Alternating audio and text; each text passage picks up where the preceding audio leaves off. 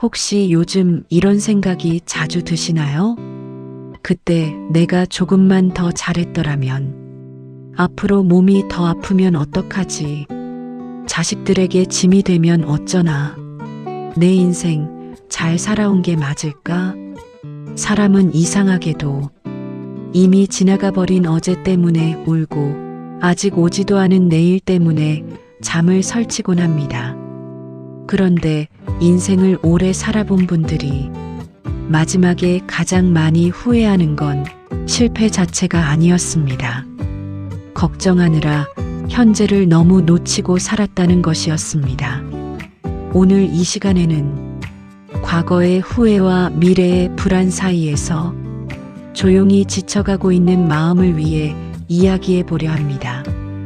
그리고 영상 끝에는 실제로 마음이 조금씩 편안해지는 회복 행동 체크리스트도 함께 알려드릴 테니 끝까지 함께 해주세요. 우리가 걱정할 필요 없는 이틀, 바로 어제와 내일입니다. 첫째, 과거는 바꿀 수 없지만 해석은 바꿀 수 있습니다. 많은 시니어분들이 밤이 되면 과거를 떠올립니다. 아이들에게 너무 엄격했어. 돈 때문에 가족을 힘들게 했지. 부모님께 더 잘할걸. 그때 그 선택만 안 했어도. 그런데 심리학에서는 사람이 고통받는 이유가 사건 자체보다 그 사건을 해석하는 방식에 더 깊게 연결되어 있다고 말합니다. 같은 실패를 겪어도 어떤 사람은 나는 끝났어라고 생각하고 어떤 사람은 그때는 최선을 다했던 거야라고 받아들입니다. 특히 나이가 들수록 사람은 자신의 인생을 결산하려는 경향이 강해집니다. 심리학자 에릭 에릭슨은 노년기의 가장 중요한 과제가 통합이라고 말했습니다. 내 인생의 성공과 실패, 기쁨과 후회까지 모두 끌어안고 그래도 나는 내 삶을 살아냈다고 인정하는 과정입니다. 그런데 많은 분들이 과거의 한 장면만 붙잡고 자신의 인생 전체를 실패로 판단합니다. 하지만 생각해 보십시오. 당신은 그 시절 지금처럼 정보도 없었고 마음의 여유도 없었고 먹고 사는 것 자체가 전쟁 같은 시대를 살았습니다. 그런 상황 속에서도 가족을 먹여 살리려고 아이들 학원 하나 보내려고 아픈 몸 끌고 일터로 나갔습니다. 그게 어떻게 실패한 인생입니까? 첫 번째 예시입니다. 어느 아버지는 평생 공장에서 일하느라 아이와 대화를 많이 하지 못했습니다. 은퇴 후 자식이 무뚝뚝해진 모습을 보며 내가 사랑을 못 줬다고 자책했습니다. 그런데 어느 날 자녀가 이런 말을 했습니다. 아버지가 새벽마다 도시락 들고 나가던 모습 아직도 기억해요. 사랑은 꼭 다정한 말로만 남지 않습니다. 묵묵히 버틴 시간도 사랑이 됩니다. 두 번째 예시입니다. 한 어머니는 젊은 시절 화를 많이 냈던 기억 때문에 늘 죄책감을 안고 살았습니다. 하지만 딸은 상담 중에 이렇게 말했다고 합니다. 엄마는 늘 힘들었는데도 우리 밥은 꼭 챙겨줬어요. 우리는 자신의 실수는 확대해서 기억하고 자신의 사랑은 과소평가하는 경향이 있습니다. 이걸 심리학에서는 부정성 편향이라고 부릅니다. 좋았던 일 10개보다 후회되는 한 장면이 더 오래 남는 것이지요. 그래서 필요한 건 과거를 지우는 것이 아니라 과거를 다시 바라보는 연습입니다. 그 시절의 나에게 이 말을 꼭 해주셨으면 좋겠습니다. 당신도 참 힘들었겠다. 그래도 끝까지 버텨냈네. 완벽하진 않았지만 충분히 애썼어. 사람은 자신을 용서하기 시작할 때 비로소 마음이 늙지 않습니다. 오늘부터는 과거의 나를 재판하지 말고 이해해 주셨으면 좋겠습니다. 둘째, 미래의 불안은 생각에서 커지고 현실에서는 줄어드는 경우가 많습니다. 나이가 들수록 걱정이 많아집니다. 건강, 돈, 외로움, 죽음, 병원비, 자식 문제. 특히 밤이 되면 아직 오지도 않은 미래가 머릿속에서 점점 커집니다. 그런데 흥미로운 사실이 있습니다. 심리학 연구에 따르면 사람이 걱정하는 일의 상당수는 실제로 일어나지 않는다고 합니다. 그리고 실제로 일이 생겨도 사람은 생각보다 훨씬 잘 견뎌냅니다. 하지만 우리의 뇌는 위험을 과장하도록 설계되어 있습니다. 왜냐하면 인류는 원래 위험을 빨리 감지한 사람들이 살아남았기 때문입니다. 문제는 이 본능이 현대에서는 지나친 불안으로 이어진다는 것입니다. 아직 일어나지 않은 일을 머릿속에서 수십 번 미리 살아버리는 것입니다. 첫 번째 예시입니다. 어떤 분은 건강검진 전날마다 잠을 거의 못 잤습니다. 큰 병이면 어떡하지? 암이면 어떡하지? 하지만 결과는 늘 큰 이상이 없었습니다. 그런데 몸보다 더 지친 건 걱정하는 마음이었습니다. 두 번째 예시입니다. 은퇴 후 생활비 걱정으로 매일 한숨 쉬던 분이 있었습니다. 하지만 막상 생활을 정리해 보니 생각보다 지출이 줄었고 동네 일자리와 취미 생활로 삶의 만족도가 오히려 높아졌습니다. 불안은 상상 속 미래에서는 거대하지만 현실에서는 의외로 작아지는 경우가 많습니다. 그래서 중요한 건 미래를 완벽히 통제하려는 것이 아니라 오늘 하루를 안정적으로 살아내는 것입니다.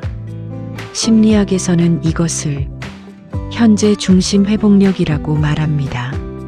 멀리 있는 문제보다 지금 당장 할 수 있는 행동에 집중하는 사람일수록 불안이 줄어듭니다. 예를 들면 이런 것입니다. 오늘 20분 걷기, 오늘 물 충분히 마시기, 오늘 한 사람과 통화하기, 오늘 햇빛 보기, 오늘 감사한 것 3가지 적기. 인생은 결국 하루가 모여 만들어집니다. 내일을 걱정하느라 오늘을 잃어버리면 우리는 평생 현재 없이 살게 됩니다. 그러니 너무 멀리 보지 마십시오. 오늘 하루만 무너지지 않아도 괜찮습니다. 지금까지도 당신은 수많은 날을 견디며 여기까지 왔습니다. 셋째, 마음은 혼자 견디면 병이 되고 나누면 회복되기 시작합니다. 많은 시니어 분들이 힘든 마음을 숨깁니다. 내가 참아야지.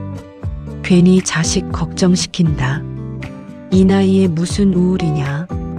하지만 마음도 몸과 같습니다. 아픈데 계속 참기만 하면 결국 더 큰 병이 됩니다. 특히 노년기의 외로움은 단순한 감정 문제가 아니라 건강에도 큰 영향을 줍니다. 실제로 심리학과 의학 연구에서는 심한 고립감이 흡연만큼 건강에 악영향을 줄 수 있다고 이야기합니다. 그런데 많은 분들이 혼자 버티는 것을 강함이라고 생각합니다. 하지만 진짜 강한 사람은 도움을 요청할 줄 아는 사람입니다. 첫 번째 예시입니다. 남편을 먼저 떠나보낸 한 어르신은 몇 년 동안 거의 사람을 만나지 않았습니다. 그러다 복지관에서 우연히 참여한 노래 교실에서 다시 웃기 시작했습니다. 누군가와 함께 밥을 먹고 이름을 불러주는 경험만으로도 사람은 살아갈 힘을 얻습니다. 두 번째 예시입니다. 은퇴 후 우울감이 심했던 한 분은 매일 텔레비전만 보며 시간을 보냈습니다. 그런데 작은 화분 하나를 키우기 시작하면서 삶의 리듬이 달라졌습니다. 아침에 물 주고 햇빛을 확인하고 새 잎이 나는 걸 보는 일, 그 작은 돌봄이 자신을 다시 돌보는 시작이 된 것입니다. 사람의 마음은 거창한 변화보다 작은 연결 속에서 살아납니다. 그래서 지금 필요한 건 인생을 완벽하게 다시 시작하는 것이 아니라 마음을 다시 세상과 연결하는 일입니다.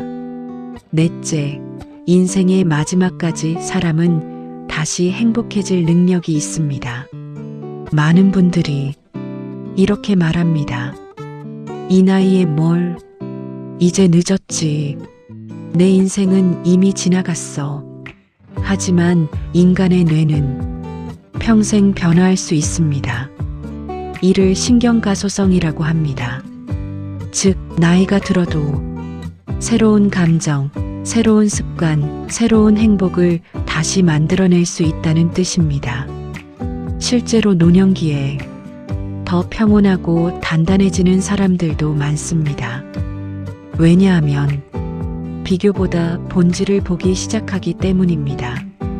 젊을 때는 성공, 인정, 속도에 매달렸다면 인생 후반부에는 햇살, 밥 한 끼, 전화 한 통, 건강한 하루의 소중함을 알게 됩니다. 어쩌면 행복은 대단한 성취가 아니라 불안이 잠시 조용해진 순간인지도 모릅니다. 그리고 지금 당신은 그 행복을 다시 배울 수 있습니다. 마지막으로 오늘부터 꼭 해보셨으면 하는 마음 회복 체크리스트를 드리겠습니다. 첫째, 잠들기 전 후회 한 가지 대신 오늘 잘한 것 한 가지를 떠올려 보세요. 둘째, 하루에 최소 20분은 햇빛을 보며 걸어보세요. 우울감 완화에 실제로 도움이 됩니다. 셋째, 혼자 밥 먹는 날을 줄여보세요. 전화 통화라도 괜찮습니다. 넷째, 과거의 나에게 편지를 써보세요. 그동안 참 수고했다고요. 다섯째, 불안할 때는 먼 미래 말고 오늘 해야 할 한 가지만 생각해 보세요. 여섯째, 자신을 쓸모없는 사람이라 말하지 마십시오. 당신은 이미 누군가의 삶을 지탱해온 사람입니다. 우리가 걱정할 필요 없는 이틀, 이미 지나간 어제, 아직 오지 않은 내일, 우리가 살아갈 수 있는 날은 결국 오늘 하루뿐입니다. 그러니 너무 자신을 몰아붙이지 마십시오. 조금 느려도 괜찮고 조금 부족해도 괜찮습니다. 당신은 이미 충분히 오래, 충분히 치열하게 살아오셨습니다. 그리고 늦지 않았습니다. 인생은 끝날 때까지 회복될 수 있습니다. 과거가 나를 괴롭힐 때 할 수 있는 실제 회복 행동 체크리스트를 볼까요? 하루 한 번 자신에게 이런 말을 해보세요. 그때의 나도 많이 힘들었다. 과거의 실수 하나보다 내가 해낸 책임과 사랑 3가지를 적어보세요. 자녀에게 미안했던 기억이 있다면 사과보다 먼저 따뜻한 대화를 시도해보세요. 혼자 오래 후회하지 말고 친구나 배우자와 추억을 나누어 보세요. 말로 꺼내는 순간 감정의 무게는 줄어듭니다. 심리학에서는 이것을 감정 명료화 효과라고 부릅니다. 감정을 말로 표현하면 뇌의 불안 반응이 실제로 감소합니다. 과거는 수정할 수 없습니다. 하지만 과거를 바라보는 마음은 오늘부터 바꿀 수 있습니다. 미래에 대한 불안이 엄습할 때 하면 좋은 실제 회복 행동 체크리스트입니다. 자기 전 10분 걱정 적기를 해보세요. 그리고 옆에 적으세요. 지금 해결 가능한가? 가능하면 행동으로, 불가능하면 내려놓기로 구분합니다. 뉴스 과다 시청 시간을 줄여보세요. 불안은 반복 노출될수록 커집니다. 하루 한 번 햇볕을 쬐며 걸어보세요. 햇빛과 걷기는 우울과 불안을 줄이는데 실제 효과가 있습니다. 미래 걱정이 밀려올 때 이 말을 반복해 보세요. 아직 오지 않은 일이다. 놀랍게도 마음은 현재로 돌아오는 연습을 할수록 점점 안정됩니다. 내일을 준비하는 것은 필요합니다. 하지만 내일 때문에 오늘까지 잃어버릴 필요는 없습니다. 인생 후반부에 실천하면 좋은 체크리스트입니다. 하루 한 번 자신을 위해 작은 즐거움을 허락하세요. 좋아하는 음악, 산책, 차 한 잔도 충분합니다. 나는 왜 이것밖에 안 되지? 대신 지금까지도 잘 버텨왔다라고 말해보세요. 혼자 견디지 말고 사람과 연결되세요. 외로움은 말없이 마음을 무너뜨립니다. 오늘 감사한 일 3가지를 적어보세요. 감사 훈련은 실제로 우울감을 낮추는 효과가 있습니다. 당신은 이미 수많은 시간을 버텨낸 사람입니다. 그러니 이제는 조금 덜 불안해해도 됩니다. 조금 덜 미안해해도 됩니다. 우리가 걱정할 필요 없는 이틀이 있습니다. 이미 지나간 어제와 아직 오지 않은 내일입니다. 그런데 많은 사람들은 그 두 날 사이에서 가장 소중한 오늘을 놓치고 살아갑니다. 당신은 충분히 애쓰며 살아왔습니다. 그러니 이제는 자신을 심판하는 사람보다 자신을 다독이는 사람이 되어주세요. 인생 후반부는 늦어진 시간이 아니라 비로소 마음을 돌볼 수 있는 시간입니다. 오늘 하루만큼은 후회보다 따뜻함을, 불안보다 평안을 선택하시길 바랍니다. 그리고 꼭 기억하세요. 당신의 인생은 아직 끝난 것이 아니라 이제야 조금 천천히 자신답게 살아갈 시간이 시작된 것입니다. 오늘도 정말 수고 많으셨습니다.